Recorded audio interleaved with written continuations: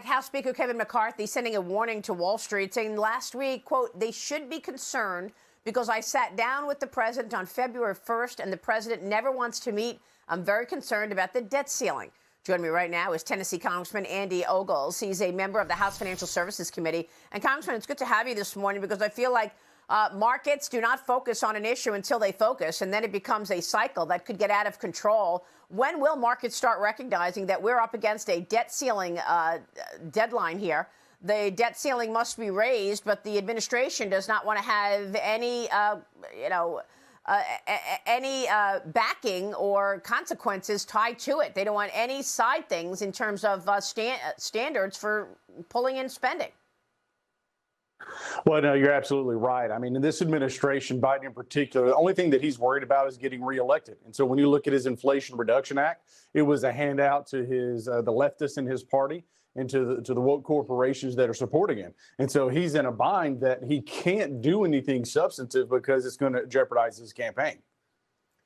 Well, I'm glad that you mentioned that because now we're hearing from the IRS that they're going to hire 30,000 new IRS agents. I thought you and your colleagues rescinded that money. Obviously, there's money for the IRS in the Inflation Reduction Act, and that's already signed into law. So will you be able to stop all these new IRS agents or not?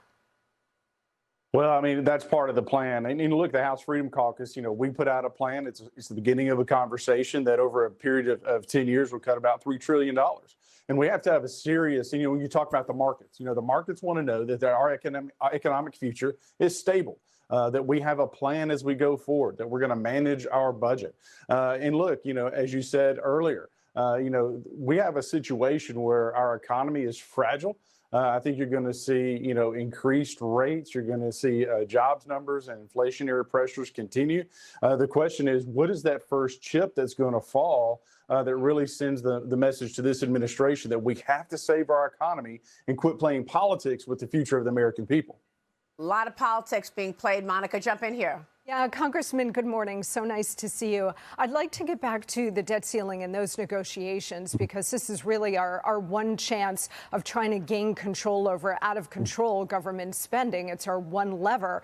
And I know that Speaker McCarthy has been very committed to this, but there has been some reporting that he is at odds with Steve Scalise and Jody Arrington and others, Budget Committee and so on, because of their inability to really put together a budget proposal, something to present to the American people and to the Biden White House. What are you hearing on that, and can you give us an update? I think in any process like this, you're going to have differences of opinions. But as far as drama and kind of some of the reported politics, I don't see it. I think you have everybody committed to saving the future of the American people. And look, obviously, just as the Biden White House is concerned with what happens in 24, so are we. The future of our country is at stake. And so what the American people want is a plan that's going to move us forward and bring us back to the success in the economy that we had under Trump. But again, I don't believe the drama that you're seeing in some of the media outlets. We're focused on coming up with a plan and solution for the American people. So what is the plan then, Congressman? Because if you go back to 2022 levels, isn't that a decline in defense spending? I think there's enough monies within the defense budget where you can reallocate where needed, but I don't think there's going to be any. I don't think you're going to see cuts in defense spending. Perhaps a tweaking, reallocations, but again, we're in a precarious situation with Russia and China. They are our enemies. They are on the move. They portray or see us as weak, and so a cut right now I don't think is in our future when it comes to defense. Let me switch gears, ask you about the Judiciary. House Judiciary Committee Chairman Jim Jordan is now asking Manhattan DA Senior Counsel Matt Colangelo for voluntary testimony in the investigation into former President Trump's indictment. Now, Alvin Bragg responded last week to the Judiciary Committee subpoena of former prosecutor Mark Pomerantz, saying that it was a campaign of harassment and intimidation, Congressman. Where is this investigation going? Well, when you talk about harassment and campaigning, Bragg campaigned on the idea that he was going to get Trump. Not that he was pursuing justice, but that he was going to get Trump. So all this is a political promise that's being kept by this woke district's attorney. And so, yeah, I think there's no surprise that they're going to stall and obfuscate and ignore Jordan to the extent that they can. But that being said, this administration, the Biden administration, is afraid of Donald Trump. Let me be clear.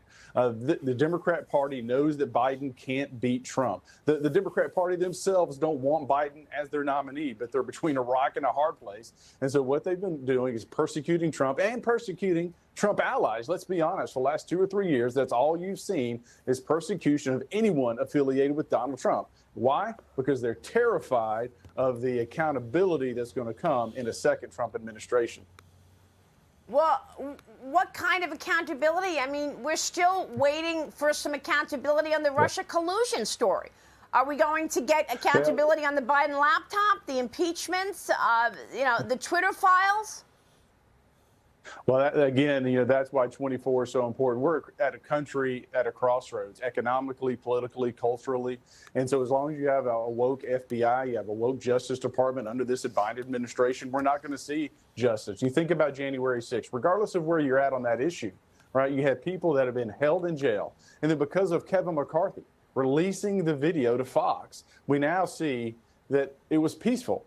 And that now you have January 6th detainees being released because the evidence is overwhelming that it wasn't an insurrection. Now, look, those people trespassed, some of them broke windows, et cetera, but it wasn't an insurrection the way it was being portrayed. And so until you have a change in administration, we're not going to have a new direction for this country, a direction that we all desperately need. Yeah. All right, Congressman, we'll be watching. Thanks very much. Andy Ogles joining us this morning. We'll be watching your moves.